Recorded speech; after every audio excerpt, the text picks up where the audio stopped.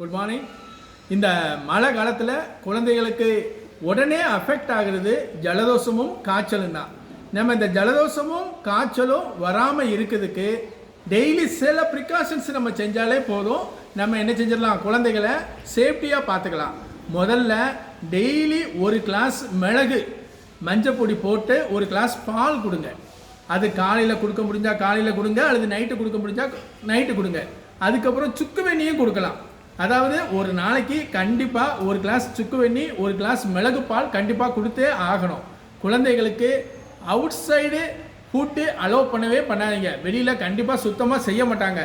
நம்ம என்ன செய்வோம், நம்ம குழந்தைகளுக்கு, நம்ம ஹஸ்பண்டுக்கு, நமக்கு அப்படின்னு சொல்லி பார்த்து பார்த்து நம்ம என்ன செய்வோம், உணவுகளை தயாரிப்போம். அது பிள்ளைகளை சேஃப்டியாக நம்மளை பாதுகாக்கும்.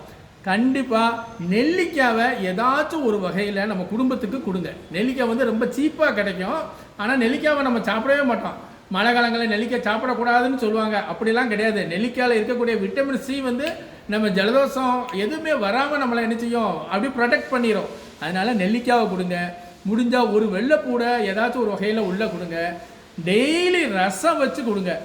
ரசத்தில் தான் என்ன இருக்குது, மிளகு இருக்குது, ஜீரகம் இருக்குது, அது மஞ்சள் பொடி, வெந்தயம், இந்த மாதிரி உங்களுக்கு மருத்துவ குணங்கள் நிறைந்த நிறைய மூலிகைகள் இருக்குது. அதை சாப்பிடும்போது நமக்கு எதுவுமே வராது.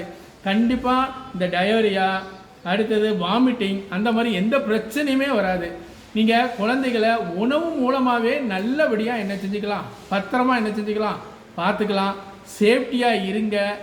எந்த ப்ராப்ளமும் இல்லை. உங்களுடைய பொன்னான நேரத்தை குழந்தைகளுக்கு கொடுங்க. நிறைய கதை சொல்லுங்கள், நிறைய அட்வைஸ் பண்ணுங்கள். நீங்கள் அதாவது குழந்தைகள் எப்போவுமே நம்ம சொல்கிறத கேட்குறது கிடையாது, நம்ம செய்கிறத தான் பார்த்து வளர்கிறாங்க. அதனால் கண்டிப்பாக என்ன செய்யுங்க, நீங்கள் ரசம் சோறு சாப்பிட்டீங்கன்னா அவங்க ரசம் சோறு சாப்பிடுவாங்க. எல்லோரும் நல்லா இருப்போம். Okay, all the best. Thank you.